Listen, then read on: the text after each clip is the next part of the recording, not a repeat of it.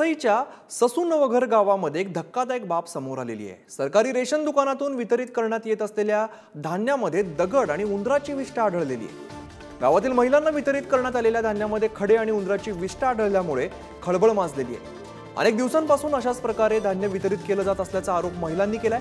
या प्रकारची माहिती वसईचे तहसीलदार अविनाश कोष्टी यांना देण्यात आलेली आहे। त्यांनी तात्काळ या प्रकरणाच्या चौकशीचे आदेश दिले।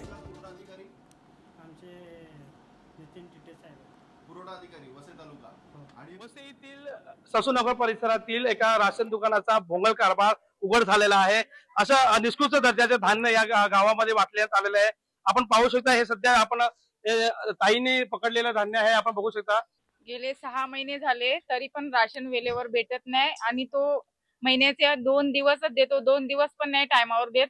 10चा मेसेज करतो आणि बोलते 2 वाजेपर्यंतच, त्याच्यानंतर गेल्यावर राशन देतच नाही। तो बोलते राशन संपलं, आता कुठून देऊ असं बोलतो। हे कोण खाणार हात? हे काय आम्ही काय कुत्री का माजरा का कोंबडी काय केलं ना म्हणा, असं खाणार तर आमच्या पोटामध्ये बिमारी नाही का होणार?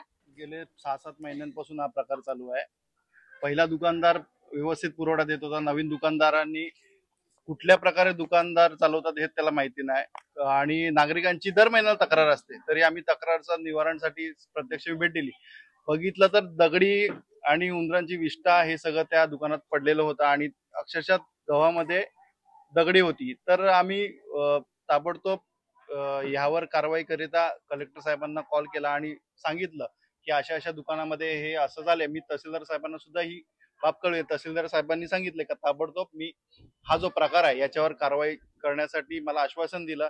परंतु हे पूर्ण वसईमध्ये चालू आहे असं नाही, हे पूर्ण महाराष्ट्रामध्ये सुद्धा चालू असेल। दुकानदारांवर कारवाई करायची मागणी केली आणि आम्हाला ससूनगरचे जे दुकान आहे हे तातडीने बंद करून स्थानिकांना हे दुकान देण्यात यावं, जेणेकरून पुरवठा सुरळीतपणे चालू ठेवण्यात येईल।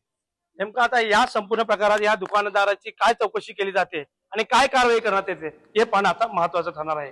विपुल पाटील, पुढारी न्यूज, वसई।